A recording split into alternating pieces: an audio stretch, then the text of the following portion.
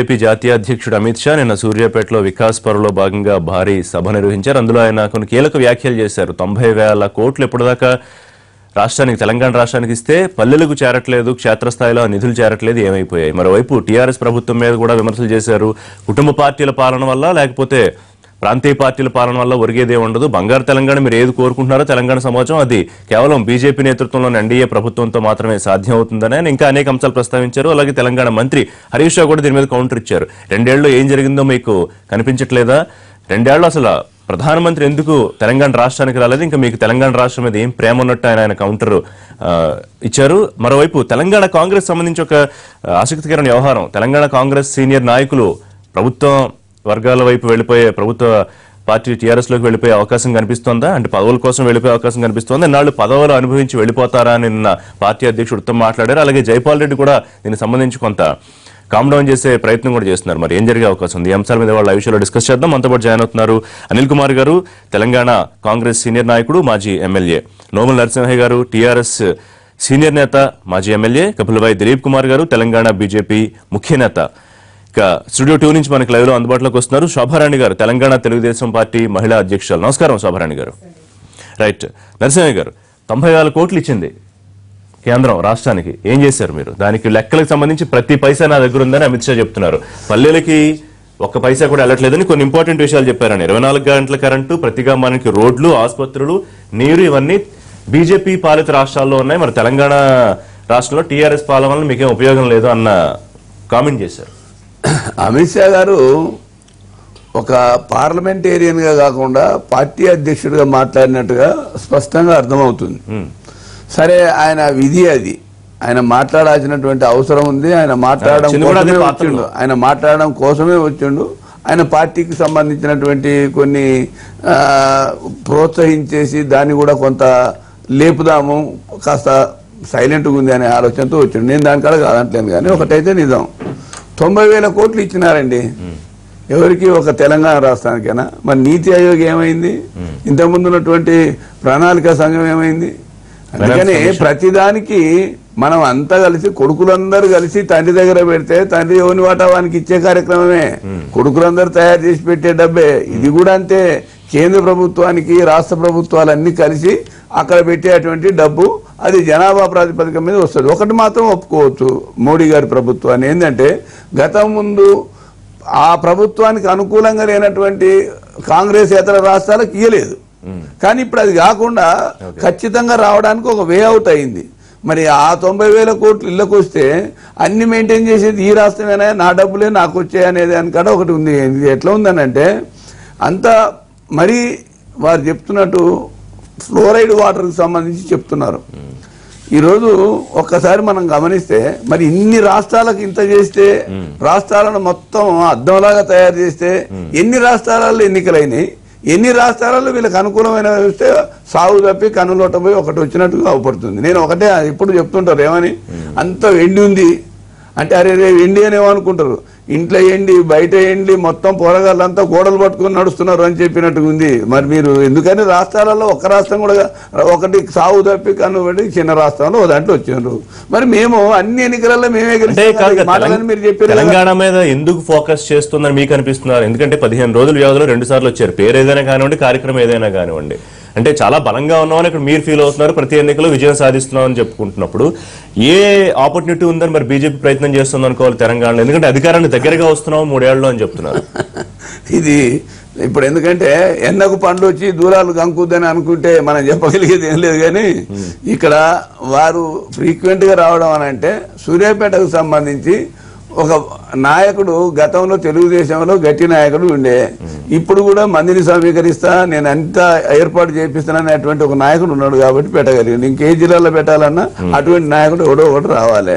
అంతే తప్ప వారు రావడం నేను తప్పుపడతలేను. వారు మాట్లాడిన దానికాడ మాత్రం రాజకీయాలకు అవాస్తవాలు మాట్లాడకుండా ఉండాలి. ఎందుకనంటే తెలంగాణ రాష్ట్ర ప్రభుత్వం కుటుంబ పాలన జరుగుతుందని అంటే, మరి ఉద్యమంలో పనిచేసిన అంత కుటుంబం కాదు, అది కవిత కుటుంబం కదా. మాట్లాడదాం. ఎందుకనంటే వారు వారి పార్టీని అంతో ఇంతో కొంత స్ట్రెంథెన్ చేసుకోవడం కోసం చేస్తున్నటువంటి కార్యక్రమము. కానీ అభ్యంతరం లేదు, కానీ ఒక మాట అవుతుంది దీంట్లో. మా దగ్గర ఎప్పుడు చెప్తుంటారు, మా సార్కు తెలిసి ఉండాలి, ఏమని అంగట్లంగా రంగం వస్తుంది, పైసలు తీసుకొని గాజులు పెట్టాయో అని క్యాకేసిండట. మరి అవడం వచ్చి ఇవన్నీ ఒక దెబ్బకు మూడు పెట్టల అంటే బీజేపీ టార్గెట్. సరే, కాంగ్రెస్ ప్రధాన ప్రతిపక్షంగా ఉండి ప్రత్యామ్నాయం కోసం ప్రయత్నం చేస్తాం. సరే, కాంగ్రెస్ పార్టీలు లుకలుకలు అవన్నీ మాట్లాడదాం మనం తర్వాత. సో నిన్న సభలో ఏంటంటే కుంభకోణాలు ప్రస్తావించారు. యూపీఏ హయాంలో ఏం జరిగింది, ఇవాళ బీజేపీ వచ్చాక ఏం జరుగుతుంది అని చెప్తూ తెలంగాణ రాష్ట్ర సమితి ప్రత్యామ్నాయం బీజేపీ మాత్రమే కాబోతోంది తెలంగాణలో అనే క్లియర్ మెసేజ్ పంపించే ప్రయత్నం చేశారు. అమిత్ షా కలలు అంటున్నాడు. అమిత్ షా ఒక పార్టీ అధ్యక్షుడిగా మాట్లాడచ్చు, పార్టీ క్యాడర్ కూడా ఒక మొరల్ బూస్టింగ్ ఇవ్వడానికి అలాంటి మాటలు మాట్లాడచ్చు. కానీ అలాంటి కళలు కనకపోతే మంచిది. కళలు కానీ మళ్ళీ తర్వాత కళలుగా మిగిలిపోతాయి. ఇలా అమిత్ షా వీళ్ళంతా చేసేది ఏంటి, భారతీయ జనతా పార్టీ చేసేది, కాంగ్రెస్ పార్టీ చేయని వీళ్ళు చేసేదంతా మేము పెట్టిన స్కీమ్స్ని కానీ మేము ఇంట్రడ్యూస్ చేసిన స్కీమ్స్తో సహా, అంటే సోషల్ వెల్ఫేర్ స్కీమ్సే, ఇంకా కొన్ని పేర్లు మార్చారంటారా, జస్ట్ రీప్యాకేజింగ్ చేస్తున్నారు. కానీ వాళ్ళు కొత్తగా చేసింది కొత్త కూడా పెట్టారులేండి. కొత్త ఏం పెట్టారు, కొత్తగా తీసుకొచ్చేసి జన యోజన ఇట్లాంటివన్నీ కొన్ని జన్ధన్ యోజన అంటారు. అది కొత్తగా అది ఇంట్రడ్యూస్ చేసినారు. ఏదో 30 కొన్ని దానివల్ల ఎన్ఆర్ఈజిఎస్ కి దీనికి ఇక్కడ పొంతన ఉందండి. ఎన్ఆర్ఈజిఎస్ తీసుకురావడం వల్ల కొన్ని కోట్ల మందికి అన్ఎంప్లాయ్మెంట్. స్కీముల విషయం పక్కన పెడితే 90,000 కోట్ల ఒక లెక్క చెప్పారు కదా, ప్రతి పైసాకి లిస్ట్ దగ్గర కావాలంటే లెక్క ఉందన్నారు. దానికి ఒప్పుకుంటున్నారు మీరు? అంటే వాళ్ళు ఇస్తున్నారు, ప్రభుత్వం దాన్ని సరిగ్గా సద్వినియోగం చేయట్లేదనే కామెంట్ ని కాంగ్రెస్ యాక్సెప్ట్ చేస్తుందా? అంటే యూపీఏ ఉన్నప్పుడు కూడా ఈ 90,000 కోట్లు ఇచ్చామా, 1,00,000 కోట్లు ఇచ్చామా లెక్క తీసి మేము కూడా చెప్పొచ్చండి. అది ఏమున్నది, 16 లక్షల నుంచి 18 లక్షల కోట్ల బడ్జెట్ ఉంటుంది, కంట్రీ వైడ్ బడ్జెట్. దాంట్లో మనకు వచ్చే వాటా తీసుకొని మేము 90,000 కోట్ల రూపాయలు ఇప్పటివరకు ఇచ్చినామంటే, ఆ రోజు యూపీఏ ప్రభుత్వం కాంగ్రెస్ ప్రభుత్వం ఉన్నప్పుడు కూడా 90,000 కోట్ల రూపాయలు ఇచ్చినట్టే కదా. ఈయన కొత్తగా ఉరగబెట్టింది ఏంటి, మన రాష్ట్రానికి తెలంగాణ రాష్ట్రానికి కొత్తగా ఉరగబెట్టింది ఏంటిది? ప్రాణహిత చేవేల లాంటి ప్రాజెక్టుని మన జాతీయ ప్రాజెక్ట్ చేశాడా, లేకపోతే కొత్త రైల్వే లైన్స్ ఇచ్చాడా, అసలు కొత్త ఏం చేశాడని చెప్పేసి, కొత్తగా ఏమిచ్చాడు, ఈ రాష్ట్రానికి ఏం లాభం జరిగిందని చెప్పేసి అడుగుతున్నా. అది ఇట్స్ కామన్, అంటే అది రొటీన్ అన్నట్టు. ఏది ఇప్పుడు వచ్చిన 90,000 కోట్ల రూపాయలు ఎవ్రీ ఇయర్ వస్తున్నాయి. 90,000 వస్తే ఎవ్రీ ఇయర్ నాకు తెలిసి ఒక 40,000-45,000 కోట్ల రూపాయలు యావరేజ్ గా on every state they spend it. అందులో బాగానే వచ్చిన కొత్తగా ఇచ్చింది ఏంటిది, ఆయన యూపీఏ ఇయ్యింది ఏంటిది, ఇవాళ భారతీయ జనతా పార్టీ వచ్చేసి ఇక్కడ ఉరగబెట్టింది. ఈ టైం ని తెలంగాణ కాంగ్రెస్ కొంచెం సీరియస్ గా తీసుకోవాల్సిన అవసరం ఏమన్నా ఉందా? ఎందుకంటే తెలంగాణ కాంగ్రెస్ లో ఇంటర్నల్ గా ఉన్న సమస్యల్ని ప్రభుత్వం మీద ఇప్పుడిప్పుడే మొదలవుతోంది అని వ్యతిరేకత అని ఫీల్ అవుతున్న పరిస్థితుల్లో బీజేపీ దాన్ని ఎన్కేష్ చేసుకోవాలని చూస్తున్న పరిస్థితుల్లో ప్రతిపక్షంగా మీరు చేయాల్సిన పని ఏంటి అనుకుంటున్నారు? ప్రతిపక్షంగా మేము ప్రజా వ్యతిరేక, ఇప్పుడు ప్రభుత్వం తీసుకున్న ప్రజా వ్యతిరేక విధానాలపై ఇప్పటి నుంచి కాదు, డే 1 నుంచి కూడా మీరు వెనకబడిపోయి బీజేపీ ముందుకెళ్తుందా అనేది పాయింట్. ఆయన అంటున్నాడు, అమిత్ షా రంగానే కాదు కదా, ఇక్కడ ప్రజలు అనాలి, ఇక్కడ తెలంగాణ ప్రజలు అనాలి. తెలంగాణ ప్రజలకు అందరికీ తెలుసు యూపీఏ ఏం చేసింది, కాంగ్రెస్ పార్టీ ఏం చేసింది, ఇవాళ తెలంగాణ రాష్ట్రం ఎట్లా సిద్ధించబడింది, తెలంగాణ రాష్ట్రాన్ని ఎవరిచ్చిందని చెప్పేసి స్పష్టంగా ప్రజలకు తెలుసు. ఇక్కడ ప్రత్యామ్నాయం కాంగ్రెస్ పార్టీ. మొన్న కొన్ని కారణాల వల్ల మేము ఓడిపోయాం కావచ్చు, కానీ బట్ డెఫినెట్ గా కాంగ్రెస్ పార్టీ ఇక్కడ ఆల్టర్నేటివ్. ఇంకా చూడదు మాట్లాడదాం, ఓడిపోయిన తర్వాత పరిస్థితి ఎలా ఉందనేది నెక్స్ట్ మాట్లాడదాం. శోభారాణి గారు చెప్పండి. తెలంగాణ తెలుగుదేశం దాదాపుగా ఇక్కడ తుడిచిపెట్టుకుపోయిందని కూడా కమెంట్ చేశారు బీజేపీ. ఏది మీరు మిత్రపక్షంగా ఉన్నారు, భాగస్వామ్యంగా ఉన్నారు అటు ఎన్డీఏలో, కానీ ఇక్కడ ఏంటంటే అంతా రాజకీయ ప్రయోజనమే కాబట్టి ప్రభుత్వం మీద యుద్ధం చేయడంతో పాటు ప్రతిపక్షాలను కూడా క్లీన్ స్వీప్ చేయాలనే ధోరణిలోనే నిన్న అమిత్ షా ప్రసంగం కొనసాగింది. What's your comment? ఇక్కడ తెలంగాణలో తెలుగుదేశం పార్టీ పోయిందని బీజేపీ చెప్పే అర్హత లేదని మేము భావిస్తా ఉన్నాం. ఎందుకంటే భారతీయ జనతా పార్టీ సెంట్రల్లో గెలవచ్చు, ఏ కారణాల చేత ఏ పరిస్థితుల్లో సెంట్రల్లో గవర్నమెంట్ ఫామ్ చేసిందో అందరికి కూడా తెలుసు. ఇవాళ రాష్ట్రానికి ఇవాళ అమిత్ షా వాళ్ళ పార్టీని ప్రమోట్ చేసుకోవడానికి వచ్చాడు. అక్కడ ఇప్పుడు సూర్యాపేటలో మీటింగ్ పెట్టారు అని అంటే ఏ నాయకుడు, ఇందాక మా అన్న చెప్పాడు నరసింహన్న, ఒక తెలుగుదేశం పార్టీ నుంచి పోయినటువంటి నాయకుడు ఆయన యొక్క సొంత బలంతో ఏదో కొద్ది జనాన్ని మొబిలైజ్ చేసుకుంటాగానే అది చూడంగానే ఏదో సామెత అంటారు కదండి, వాపుని చూసి బలుపు అనుకుంటారని, ఆ పద్ధతిలో ఏదో ఒక చిన్న మీటింగ్ పెట్టుకొని తెలుగుదేశం పార్టీ నేను అనేది జనాన్ని మొబిలైజ్ చేయడం పెద్ద సమస్య కాదండి. ఎవరికి ఏ పార్టీకైనా జనాన్ని మొబిలైజ్ చేసుకోవచ్చు, ఆ పద్ధతి ఉంటది. కానీ ఆ ఒక్క మీటింగ్ ఒక నియోజకవర్గ స్థాయిలో మీటింగ్ చూసుకొని మొత్తం తెలంగాణ అంతా కూడా కామెంట్ చేసే పరిస్థితి ఉంటే అది కరెక్ట్ కాదు. ఎవరికి ఏ స్థాయిలో ఓట్లు వచ్చాయో అదే సూర్యాపేటలో మన చూస్తే తెలుస్తుంది. ఒకవేళ తెలంగాణ తెలుగుదేశాన్ని విమర్శించకపోతే కనుక టీఆర్ఎస్ మీద చేసిన కామెంట్స్ అన్ని ఒప్పుకుంటారా మీరు? ఇప్పుడు తెలంగాణ ముఖ్యంగా ఏంటంటే ఆయన ఒక పార్టీ నాయకుడిగా వచ్చాడు, సెంట్రల్ గవర్నమెంట్ నుంచి ఒక ప్రతినిధిగా వచ్చినని మేమైతే అనుకోవట్లేదు. వాళ్ళ పార్టీని ప్రమోట్ చేయడానికి వచ్చాడని చెప్పేసి మేము భావిస్తా ఉన్నాము. రెండో ఏంటంటే ఈ రాష్ట్రానికి ఏమి ఇచ్చాము ఏం చేశాము అనేది ఇందాక పెద్దలు చెప్పినట్టుగా ఏ ప్రభుత్వం ఉన్నా సెంట్రల్ గవర్నమెంట్ లో ఉన్న ప్రభుత్వము ఆయా రాష్ట్రాలకు రావాల్సిన నిధులు కంపల్సరీగా కేటాయించాల్సిందే. వాళ్ళకి ఇష్టం ఉన్నా ఇష్టం లేకపోయినా దామాషా ప్రకారం ఆయా రాష్ట్రాలకు రావాల్సింది రావాలి తప్పిస్తే ప్రతి పైసను కూడా మనం కౌంట్ చేసుకొని ఇన్ని వేల కోట్లు ఇచ్చాం అన్ని వేల కోట్లు ఇచ్చామని చెప్పేసి అక్కడ ఆంధ్రప్రదేశ్ పోయి అక్కడ మాట్లాడడం, తెలంగాణకు వచ్చి ఇక్కడ మాట్లాడడం. అసలు తెలంగాణలో గానీ ఆంధ్రప్రదేశ్ లో గానీ ఇవాళ భారతీయ జనతా పార్టీ స్పెషల్ గా వేసిన ముద్ర ఏందో చెప్పమని చెప్పండి. రాజమండ్రి వెళ్ళినప్పుడు ఇదే అమిత్ షా కొత్తగా ఏర్పడిన రాష్ట్రం తెలంగాణ అయినా కూడా జీరో నుంచి స్టార్ట్ చేస్తున్న ఆంధ్రప్రదేశ్ మేము కన్నబిడ్డలా చూసుకుంటాము, నెంబర్ 1 అయ్యేలా కృషి చేస్తామని చెప్పారు. ఇవాళ తెలంగాణలో కూడా దేశంలో నెంబర్ 1 రాష్ట్రం తెలంగాణ అయ్యేలాగా బీజేపీ నేతృత్వంలో ఎన్డీఏ మాత్రమే కృషి చేస్తుందని చెప్పారు. అదే బలు ఇప్పుడు అమిత్ షా గారు ఏ రోటి కాడ పాట పాడే పద్ధతిలో ఆంధ్రప్రదేశ్ పోయి ఆంధ్రప్రదేశ్ మాటలు మాట్లాడి తెలంగాణకు వచ్చి తెలంగాణ మాటలు మాట్లాడి పక్కన గుజరాత్ పోయి ఇంకో రకంగా మాట్లాడి ఇది కరెక్ట్ కాదండి. వాళ్ళ యొక్క స్పెషల్ గా వేసినటువంటి ముద్ర ఏంది, ఆయా రాష్ట్రాలకు వస్తున్నటువంటి నిధులేంది, కొత్తగా ఏర్పడిన 2 రాష్ట్రాలు అక్కడ ఆంధ్రప్రదేశ్ లో అయితే ఇక్కడ తెలంగాణ రాష్ట్రం అయితే 2 రాష్ట్రాలకు వాళ్ళు ఇస్తున్నట్టు స్పెషల్ ప్యాకేజీలు ఏంది, డెవలప్మెంట్ కోసం చేసిన కృషి ఏందో అది చెప్పాలి తప్పిస్తే ఇక్కడ ఉన్నటువంటి పార్టీలన్నీ కూడా పనికిరాని పార్టీలు, ఇక్కడ పార్టీలన్నీ కూడా వెళ్ళిపోయాం మేమే భారతీయ జనతా పార్టీ ఉన్నామంటే ఈ రాష్ట్రంలో భారతీయ జనతా పార్టీ గెలుచుకున్న సీట్లన్నీ వాళ్ళకి వచ్చిన ఓటింగ్ ఏంది, వాళ్ళు ఉన్న పరిస్థితి ఏంది? శోభారాణి గారు, మీ పార్టీ జాతీయ అధ్యక్షుడు ఆంధ్రప్రదేశ్ ముఖ్యమంత్రి చంద్రబాబు నాయుడు తెలంగాణ తెలుగుదేశానికి సంబంధించి తీసుకునే నిర్ణయాలు కీలక బాధ్యతలన్నీ పార్టీకి ఇక్కడే శాఖ తెలంగాణ శాఖ అప్పచెప్పేశారు. ఇప్పటికే అంతంత మాత్రంగా రిలేషన్స్ ఇప్పుడు దాదాపుగా చెడిపోయినట్టేనా బీజేపీ టీడీపీకి సంబంధించి? అది మేమైతే మిత్రపక్షంగా ఉన్నామని అనుకుంటా ఉన్నాము. బహుశా భారతీయ జనతా పార్టీ వాళ్ళు చెడగొట్టుకోవాలని ప్రయత్నం చేస్తే మేమేం చేయలేని తప్పిస్తే మాకున్నటువంటి బేస్ గానీ తెలంగాణలో గానీ ఆంధ్రప్రదేశ్ లో గానీ మాకున్న క్యాడర్ గానీ మాకున్న నాయకత్వం ఇప్పుడు పెద్దగా మీతో మిత్రపక్షంగా ఉండడం వల్ల కూడా ఉపయోగం లేదని ఏమైనా అనుకుంటుంది అనుకోవాలా బీజేపీ తెలంగాణ? మేము ఇప్పటికి కూడా భారతీయ జనతా పార్టీలో ఎన్డీఏ గవర్నమెంట్ లో మిత్రపక్షంగానే కొనసాగుతున్నాము. మా నాయకుడు అదే చెప్తా ఉన్నారు. కాకపోతే ఏంటంటే గిల్లి కజ్జాలు పెట్టుకునే పద్ధతిలో ఈ రాష్ట్రానికి వచ్చినప్పుడు తెలుగుదేశం పార్టీని ఒక మాట అనడం, ఆ రాష్ట్రానికి పోయినప్పుడు తెలుగుదేశం పార్టీని ఒక మాట అనే పద్ధతిలో ఉంటే అది కరెక్ట్ మంచి మెసేజ్ వెళ్ళదని చెప్పేసి మేము భావిస్తా ఉన్నాము. భారతీయ జనతా పార్టీ నాయకులు ఏ రాష్ట్రానికి వెళ్ళినా ఎక్కడ వెళ్ళినా మిత్రపక్షాలను కాపాడుకుంటూ ఆయా ప్రభుత్వాలకు ఇవ్వాల్సిన సూచనలు సలహాలు ఇచ్చుకుంటూ ఆయా రాష్ట్రాలకు కావాల్సినటువంటి నిధులు కేటాయించబోతే ఆ వాళ్ళ ప్రభుత్వానికి మంచిగా ఉంటది, వాళ్ళ పార్టీకి బాగుంటది తప్పిస్తే వచ్చినప్పుడల్లా కూడా ఇక్కడ ఉండే లోకల్ పార్టీలను గిచ్చిపోతా ఉంటాయి, లేకపోతే గిల్లి కజ్జాలు పెట్టుకునే పద్ధతిలో పోతా ఉంటే మాత్రం భారతీయ జనతా పార్టీకి నష్టం జరుగుతుంది. చేసిన కామెంట్స్ తో పెద్ద హ్యాపీగా లేరా మీరు? అంటే తెలంగాణ తెలుగుదేశం డెఫినెట్ గా మేము ఏంటంటే ఇక్కడ కూడా ఏంటంటే తెలంగాణ రాష్ట్ర సమితి నుంచి గెలిచినటువంటి ఎంపీలు ఉన్నారు. వాళ్ళకు కూడా అనేక మార్లు మేము ఒక ప్రతిపక్ష పార్టీగా సూచనలు ఇస్తూనే ఉన్నాం. మీరు ఢిల్లీలో వెళ్ళినప్పుడు డెఫినెట్ గా ప్రభుత్వం మీద ఒత్తిడి తీసుకురండి, అవసరమైతే మేము కూడా తెలుగుదేశం పార్టీ నుంచి తెలంగాణ శాఖగా మీకు సహకరిస్తాము. ఇక్కడ కరువు ఉంది, రైతు ఆత్మహత్యలు ఉన్నాయి, అనేక సమస్యలు ఉన్నాయి. అనేక సమస్యల మీద ప్రభుత్వం తరఫున మీరు అక్కడ కొట్లాడండి, మీకు సంపూర్ణ మద్దతు తెలుగుదేశం పార్టీ మాట్లాడదాం. రైట్ దిలీప్ గారు, మొత్తం అన్ని పార్టీలకి సమాధానం చెప్పాల్సిన బాధ్యత, నాకు కూడా సమాధానం చెప్పాల్సిన పరిస్థితి. తెలంగాణలో అధికారానికి దగ్గర కావాలని బీజేపీ ఆరాటపడుతోంది. రాజకీయంగా అదేం తప్పు కాదు రాజకీయ పార్టీగా.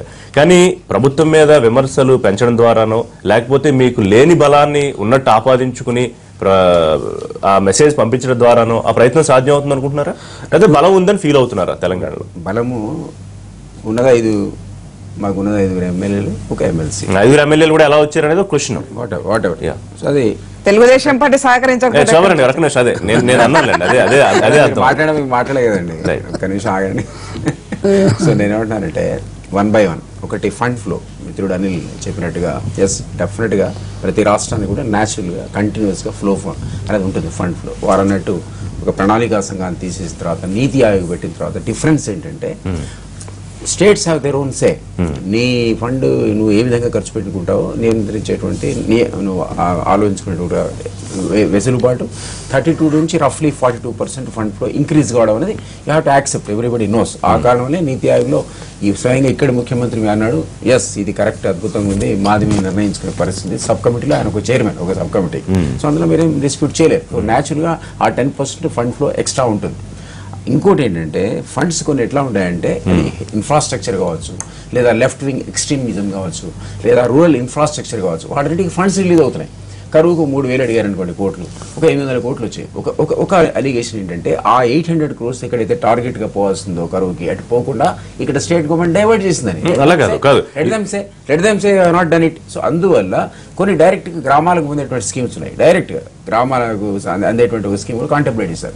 ఇవన్నీ కూడా ప్రాపర్ షేప్ లో బెనిఫిషరీస్ కి అందట్లేదు అనేది ఒక కామెంట్ చేశాడు ఆయన. అదొకటి. తర్వాత ఇక్కడ కుటుంబ పాలన అన్నది ఎవరన్నాడు అన్నది 2 years లో నథింగ్ హ్యాపెండ్, 2 years లో నథింగ్ హ్యాస్ హ్యాపెండ్ అని ఎవరన్నారు? కోదండ రామ్ లాంటి విద్యావంతుల వేదిక 2 ఏళ్లు ఊరూరు తిరిగి ఆఫ్టర్ 2 years సైలెన్స్ తర్వాత వాళ్ళు చెప్పారు nothing has happened in this government అని. మోడీ ఢిల్లీ నుంచి వచ్చి ఏదో దూర ప్రాంతం నుంచి మాట్లాడినాడు కాక విషయం కాదు. సో ఇక్కడున్న స్థానిక పరిస్థితిని బట్టి ఉన్న విషయాన్ని చెప్పాడు ఆయన. ఇది కుటుంబ పాలన అదొకటి. తర్వాత నేను ఇంకోటి ఏమంటే ఆయన బీజేపీ అధికారంలోకి వచ్చిన తర్వాత సరే 2 సంవత్సరాలలో అవినీతి రహిత పాలన ఇచ్చింది వాస్తవమా కాదా అదొకటి చెప్పండి. తర్వాత మాట్లాడే ప్రధానమంత్రిని ఇచ్చిన మాట వాస్తవమా కాదా? ఎందుకంటే రిమోట్ లో లేడు కదా. He is a person who can decide and defend himself and speak also. అది ఒక మార్క్ డిఫరెన్స్. 10 ఏళ్ళు పాపం రిమోట్ లో ఉన్నాయన మాట్లాడితే కూడా తెలియదు, మాకంటే ఎక్కువసారి విదేశాలకు పోయొచ్చాడు, ఎవరికి తెలియదు. పాపం ఆయన ఎక్కడికి వెళ్ళినా కూడా అమిత్ షా ఏదో పొరపాటున ఒకసారి ఒక దేశంలో మాట్లాడే స్పీచ్ ఒకసారి ఏదో అయితే దాన్ని ప్రతిసారి ప్రస్తావిస్తూనే ఉన్నారు మన్మోహన్ సింగ్ విషయంలో. 2 లైన్ల విషయంలో మోడీ కంటే ఎక్కువసారి పోయొచ్చాడండి మన్మోహన్ సింగ్ గారు, ఎవరికి తెలియదు దేశంలో. మన రాష్ట్రంలో మన అంతకుముందు వాళ్ళ హయాంలో ఉన్న ఒక ప్రెసిడెంట్ గారు అసలు పాత ప్రెసిడెంట్ దానికంటే 3 రెట్లు తిరిగి వచ్చింది ప్రపంచం. ఇప్పుడు పొలిటికల్ గా మాట ఒక నిమిషం.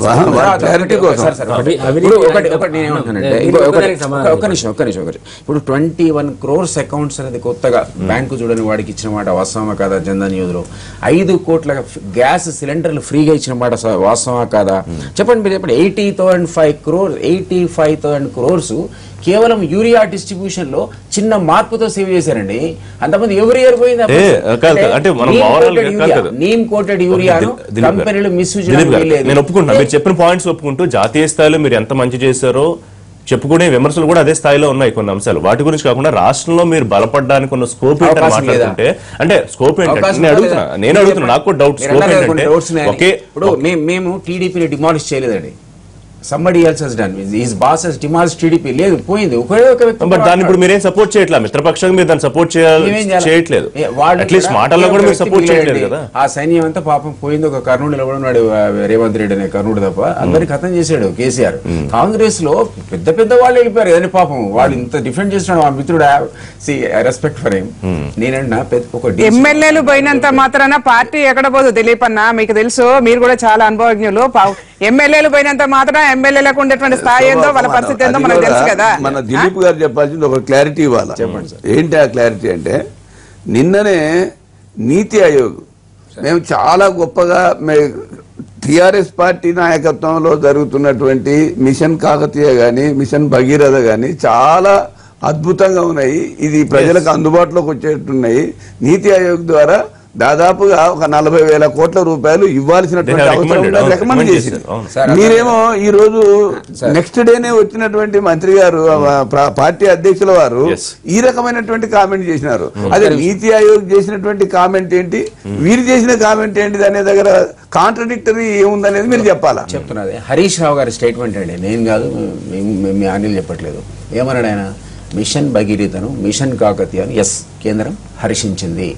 60% నిధులు మాకు ఆర్గనైజేషన్ అది అక్కడి నుంచి సమకూర్చుకుంటాం. కానీ మా రిక్వెస్ట్ అంటే 60% సరిపోవు, 100% ఏమంటున్నాడు, 100% ఏమంటున్నాడు అంటే నేనంటే అడగడం తప్పే ఉంది. నాయకుడు మాట్లాడింది తప్పు కదా ఇక్కడ. వినండి, మీరు ఈ రోజు విద్యుత్ కొరత లేదు, 24/7 సప్లై చేస్తున్నామంటే మీరు ఏ ప్రభుత్వ రంగ సంస్థల నుంచి ఏదైతే లోన్ తీసుకున్నారో ఆరు ముందుకు వచ్చినాయో బిహెచ్ఎల్ కావచ్చు మరొకటి కావచ్చు, గవర్నమెంట్ ఆఫ్ ఇండియా అదా కాదా? కాదు. ఇప్పుడు ఒక నిమిషం దిలీప్ గారు, ఒకవైపు కాంగ్రెస్ ని లేదని చెప్పే ప్రయత్నం, తెలంగాణ తెలుగుదేశం లేదని చెప్పే ప్రయత్నం, టీఆర్ఎస్ మీద యుద్ధంతో పాటు నిన్న మీరు ఎంఐఎం కూడా తీసుకొచ్చాడు మీ పార్టీ అధ్యక్షుడు. మతమౌఢ్యానికి జవాబు చెప్పే ధైర్యం సీఎం కుందా? ఇప్పుడు అంతా ప్రశాంతంగా ఉంది, హైదరాబాద్ లో ఏమి ఇబ్బందులు ఏం లేవు, సరే ఫ్లోరైడ్ సమస్య ఇట్లాంటి మాట్లాడడం కానివ్వండి. సో ఇప్పుడు ఈ యాంగిల్ కూడా అంటే ఒకేసారి అంటే ఒక షాట్ కి 4 పిట్టలు కొట్టే ప్రయత్నం చేశారని ఏం కాదు, 3 పిట్టలు కొట్టేసి ఇక్కడ వాక్యూమ్ చూపిస్తున్నాడు ముఖ్యమంత్రి.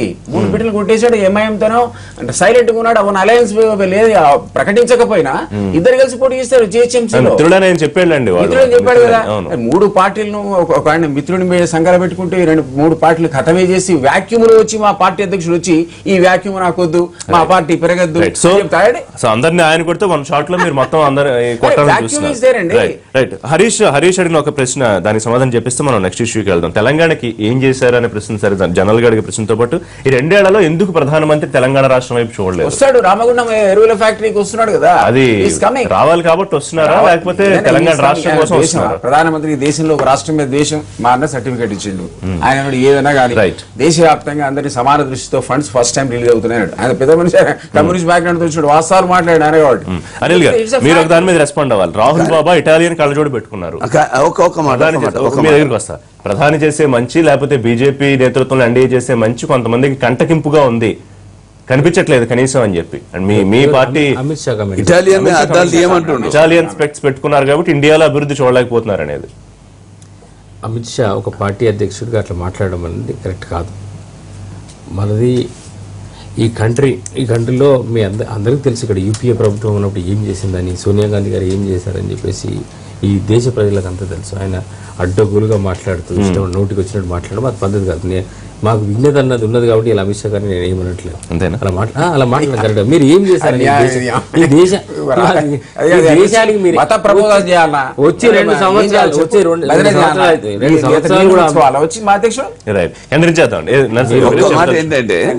ఇప్పుడు మీరు వచ్చే 2 సంవత్సరాలు కూడా అవుతలేదు. మీరు అవినీతి రహిత పాలన గురించి చాలా గొప్ప పబ్లిసిటీ మేము చేసిన స్కీమ్స్ నేను చెప్తాను. నేను ఫ్యాక్టా కాదని నేను ఎస్టాబ్లిష్ చేయండి. మీరు చేయాల్సిన అవసరం ఉన్నది.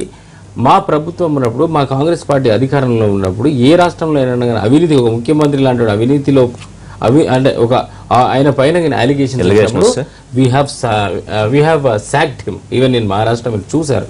మరి మీ పైన, మీ రాష్ట్ర ముఖ్యమంత్రుల పైన బీజేపీ ఎక్కడైతే పాలిస్తుందో ఆ రాష్ట్ర ముఖ్యమంత్రి పైన అలిగేషన్స్ వచ్చినప్పుడు మీరేం చేశారంటే అవినీతి రహిత గురించి మాట్లాడతారు. అవినీతి రహిత $12 లక్షల కోట్ల స్కామ్ ముందు ఇవి చిన్నవి అన్నట్టుగా ఒక ప్రయత్నం చేస్తారు. చిన్న బ్రేక్ తీసుకుందాం. బ్రేక్ తర్వాత ఒక మాట ఏంటంటే నేనేమంటున్నానంటే వీరు చెప్పినటువంటిది అమిత్ షాకు సంబంధించినటువంటి మాటలు నిన్న నీతి ఆయోగ్ చెప్పినటువంటి మాటలకు పూర్తిగా విభేదం ఉంది. వారి పార్టీ కోసం ఆ వచ్చినటువంటి గ్యాప్ ను మేమేదో కొంత రాబట్టుకుందామని చేసిందే తప్ప ఇంకోటి కాదు. చెప్తున్నారు కదా అన్ని పార్టీలని మీరు కొడితే మిమ్మల్ని కొట్టడానికి మేము వస్తున్నాం అని చెప్తున్నారు. మమ్మల్ని కొట్టడం అనేది సాధ్యపడే మాట కాదు.